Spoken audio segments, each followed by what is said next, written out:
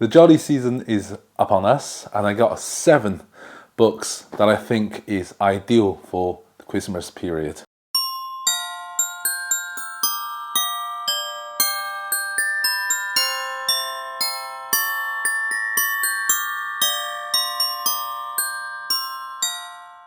Hi, welcome to Harry's Book Cafe. So today I'd like to recommend 7 books that I think are ideal for the holiday season. So prior to making this video, I actually done some research online trying to find some inspirations. And what I tend to find is that most of the recommendations about books to read during the holiday season are actually about Christmas itself. I think that's missing the point. The point is, I don't want to read about Christmas. I wanted to know that the books that's ideal for this season. So I decided, you know what, just forget about the online recommendations. I will just talk to you what I think are the best books. Now, here are some qualifications, and that is definitely no non-fictions, because we don't want to be too taxing during the holiday season. Definitely no classics. I think classics are more reserved for even darker month of January and February. I think they're ideal for classics. Definitely nothing about the Second World War or the First World War is just not very seasonal for this time of the year. Definitely nothing too sad like this, The Road, which is way too sad, or the My Sister's Keeper, which is even sadder. Definitely not this one, the Frank Kafka's Metamorphosis, another story, because it's too Kafkaesque. you can't get more Kafkaesque than this. It's too Kafkaesque for holiday season. So I have actually given it some thought, and I think that ideal books for Christmas season has to be a little bit funny. Cozy and funny, but also thanks to Charles Dickens, we do need to have a little bit of horror mixed in, a little bit of ghost story, but nothing like the Japanese ghost. Okay, we don't want Japanese ghosts during this season, it's too scary. We want some Western ghosts, not too scary. But anyway, without further ado, let's dig into the first one, and I think I got the perfect one for you, and that's Terry Pratchett's Discworld series. I don't know if you read any of Terry Pratchett's novels. They are absolutely fantastic, and the first one is The Color of Magic. I actually read this book many years ago, and I don't remember much of the plot, but I do remember that it made me laugh out loud on so many levels. Terry Pratchett's sense of humor is quintessentially British. It's very sort of cold humor. It's hilarious, very sarcastic. He has written so many books during his life. Unfortunately, he passed away a few years back, so really sad. I really genuinely like Terry Pratchett. I think his books are just full of humanity and humor, just so funny. So the Discworld series is a huge fantasy series. I think it's over 50 books or so, and I got pretty much all of it, either on Kindle or physical books, and I read most of them, and they are hilarious. They can be a little bit repetitive if you read one after another. The humor becomes desensitized to the humor. So my recommendation is read one, read someone else, come back to the series, read someone else, come back to the series. That's at least what I did, and I truly enjoyed it. All the characters are just hilarious. There are so many villains, are so villainy, undisguised villains, and they are some of the most funny characters. And also the most memorable character in his Discworld series is Death, who literally takes things literally. And he makes a fantastic characters. So really give it a try. If you haven't tried it already, please try the Discworld series by Terry Pratchett. They are so funny. Anyway, before we go on, guys, this is a new channel, so if you do enjoy the video that I have been making so far, please give it a thumb up and subscribe to the channel. It really does help a new channel like mine to grow and bring you more content like this in the future. So stay on this theme of humorous. the next recommendation is Jodi Taylor's St. Anne's Chronicle. I have mentioned these books before in another recommendation video a couple months ago, but this bears repeating. They are so funny. The first book is one dumb thing after another. I think she's done over 14 books, and there are a few spin-offs and many short stories. In fact, there's one about Christmas coming on the Christmas day this year. The essential story is about those people in St. Mary. So St. Mary is a scientific historical research institute somewhere in the UK.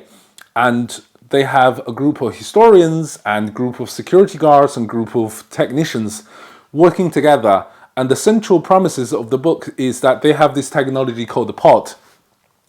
When you step into the pod, it can actually transfer you back to a point in history. So as historians, you can then observe historical events unfold in real life in front of your eyes.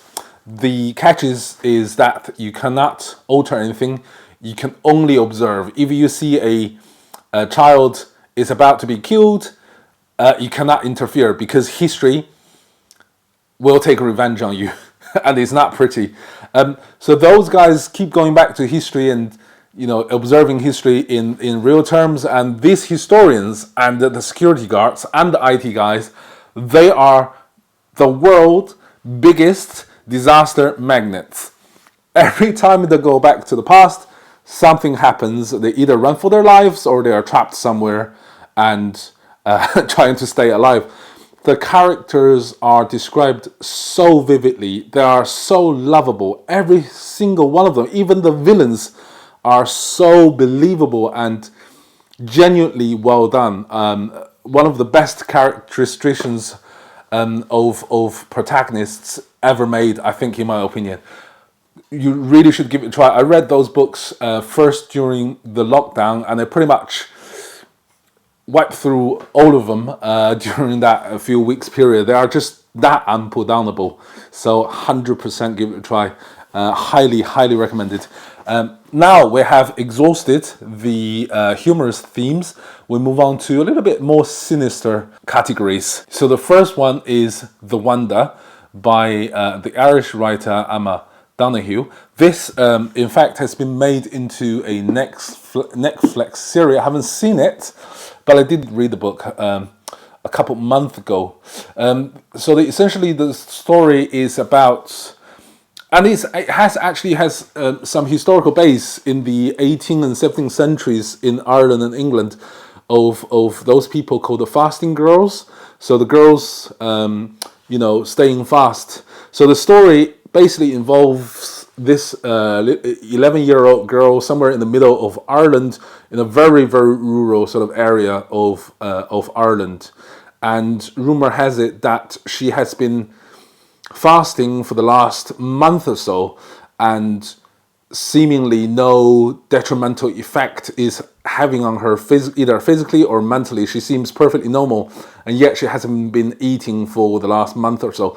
So this nurse in England has been assigned to find out whether this 11-year-old girl in Ireland is a genuine miracle or if she is a fraud. So that's the premise of the story. So this nurse then traveled to Ireland, started digging around, and she at first couldn't suss out why. She's looking at her 24/7, but she just can't catch her eating, right? So as far as the nurse is concerned, the girl isn't eating, and yet she seems to have no physical detriments. And then the story gets a little bit more sinister. I don't want to give the plot line, because this is about a child being slowly murdered unwittingly by her parents and by all these townspeople, village people who are reluctant to accept reality. It is a story of tradition that is so embedded in people's minds that those tradition has the power to overcome a parent's love for their own child. And it's it's sinister in that sense. It's nothing outright horrible or outright horror. It's not extreme horror. In fact, it's not even a horror novel. It's a literature novel with elements of the unnatural, and it's a very, very interesting read. I remember reading it. I mean, it's fantastic. I really do recommend it. It's a bit of slow burn, so it might not be for everyone, but I think for Christmas season, a tiny bit sparkle of terror in a novel, I think that'd be ideal for the season. So give it a try. I haven't watched the movie, so I can't really comment on the actual Netflix series. The next one, which I have also mentioned before during the October season, during the Halloween season, but it bears repeating because this is such an amazing book, and that is The Moon of the Crusted Snow. I put the pictures here. So this is about a rural community somewhere in the north of Canadian Rockies, and being geographically, it's a very isolated, very cold, and this story happens after the in fact, it's based in a post-apocalyptic landscape. It doesn't really explain what caused the collapse of the world as we knew it, but the story focuses on this rural community in this rural part of Canada, and it's middle of winter. The snowstorm is ranging pretty much every day. They are completely cut off because the rest of the world basically gone belly up, and in this village, in this community, food starts running out, and the authority, the selectmen, the mayors of the village or town, is gradually loosening or feel that the power is slipping from their hands. People become restless and panic, infect everyone like a disease, and then at that precise moment, a group of people arrived from the south. And with them, they start to stir up the confusions and panic even further in the hope of completely grasp power from the original authority. This is a story of survival. This is a story of isolated communities left on their own and have to fight for their own. And you got external elements coming in and just stir up the whole pot to a brand new level. I love books like this. I love that sense of isolation, that sense of, the nature plays a additional character, that raw element of nature imposing its power on its people. It's just fantastic. I don't know whether this adjective is correct, but it's a sense of collective fear. I had that feeling when I was reading Chambers of Secret, Harry Potter, the third one. That collective fear of the students, something is going on right there in the school, and it has a very similar sort of fear in this book, and it's something that I really, really enjoy. It's definitely my genre. So the next one, my second favorite book of all time, and that's The Seventh Death of Evelyn Hardcastle. This, as I've mentioned before, is just phenomenal. It's definitely inspired by Agatha Christie and then there were now. So the story is based in this massive mansion somewhere in England, and they were all summoned there to have a wild weekend, and then one by one they start to die. That's all very Agatha Christie, but what's even better on top of that is there are in the first 100 pages of the story, there is just a massive twist. I guarantee you won't see it coming. It's incredible. I just remember so vividly reading that part. I just can't believe what I'm reading. That sense of pleasure of being pleasantly surprised. It's valuable. It's priceless. Definitely give it a try. People start to die, and the remaining people try to survive, but they're seeing things from different perspective by the same person. I'm not going to say any more. So do read that book. It's the best mystery books ever. And let's move on to the next one. But the other thing I forgot to mention in the introduction is I don't think serial killer books are good for Christmas. Just not very Christmassy. So we can forget about crime. So that is why there's no crime recommendations in this particular novel. But move on to the next one, which is better. And that is this. We Have Always Lived in the Castle. What a beautiful edition this is, by the way. This is by Penguin Deluxe edition. I bought that many, many years ago. I absolutely love this edition. It's by Shirley Jackson, and as we know, Shirley Jackson is famous for her lottery short story and also The Haunting of the Hill House. This is perhaps her lesser known, not perhaps, this is her lesser known novels, and it's really weird, like pretty much all Shirley Jackson novels. It's about these two sisters, and they live in this huge mansion. It didn't really say in the beginning of the story. We sort of suss it out. It definitely was implied that all her family members were dead, and probably at the hand of the little sister. Although, as I said, this was not made explicit, it was, however, very much implied throughout the beginning pages of this novel, but we never were told why or how. But anyway, so they lived in this small community. They live in the biggest house, like a castle, somewhere further away from the rest of the community, and they were surrounded by those angry people, and gradually they're getting bolder and bolder, and decided to basically torch the whole place. And the sisters, before that happened, would pretty much live on their own life, not necessarily in fear, maybe slight worry. They still go to town to buy things, borrow books from the library, but things, every time they go into the village, the stares that the villagers give that sense of sinisterness and that sense of unease that was really, really well done. And again, it's that sense of collective fear that I felt when I read this book. I just really, really value that. And check out the back. So all these people eventually will come up and just torture the mansion. Look, in the beginning, all these people's expressions at those two girls. It was just such really weird book, but very, very, very enjoyable. I loved it. I read it twice, and there's no doubt that I'll read it again. So highly recommend it, guys. And the last one, certainly not the least, I said no classic fictions, didn't I? No classics.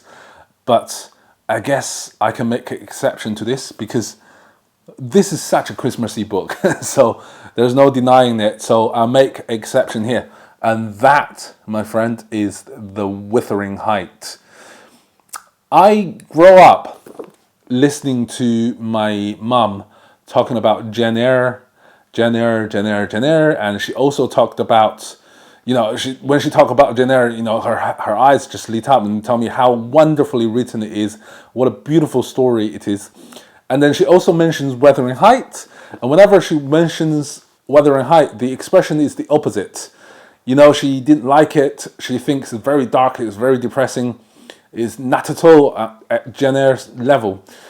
On the other hand, I think they are this Wuthering Height. If it's not better than Jane Eyre, it's definitely at the same level. I love this darkness in this depressing landscape and the main protagonist. And again, it's the same edition as We Have Always Lived in the Castle, Penguin Deluxe edition. Absolutely stunning.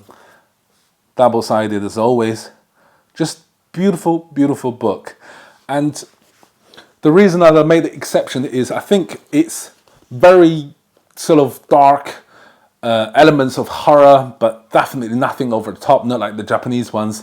So I think it's a classic tale of love, of possession. Not possession like The Exorcist, but possession as in possessive jealousy and stuff like that. Love, but in a classical Victorian fashion. Everything seems to go over the top. Again, like The Moon Over the Crusted Snow, the landscape plays a major role, almost like a separate character in the whole narration of the novel, which I really, really appreciate. And just like Jane Eyre, despite my mum's disagreement, it's also very, very exquisitely written. And again, I think is ideal for, you know, Christmas time. But yeah, that's all the 7 books. But of course, you know, there are must read which I didn't recommend here because everybody knows that, right? Charles Dickens' A Christmas Carol. Everybody should read that during Christmas season. I think they are one of the best classical novels. But some honorable mentions, I think Sherlock Holmes. Any of the Sherlock Holmes stories are ideal for this time of the year. As I said, I don't really want too much horror infused in this season. I think they should be left for January and February and October time. But yeah, so that's pretty much all the recommendations for this season, the Jolly season. I'm sure I'll come back in January and February with more recommendations that's ideal for that particular month. As I said in the beginning of the video, this is a new channel. It's a channel where I would like everybody who love book to talk about it, to feel free to express your opinion. So if you have read any of these books, or if you have recommendations that you think are ideal for this time of the year, please leave them in the comment down below. It really does help. And also give it like and subscribe. But anyway, guys, Merry Christmas. I'm sure I'll see you again before Christmas time. Cheerio.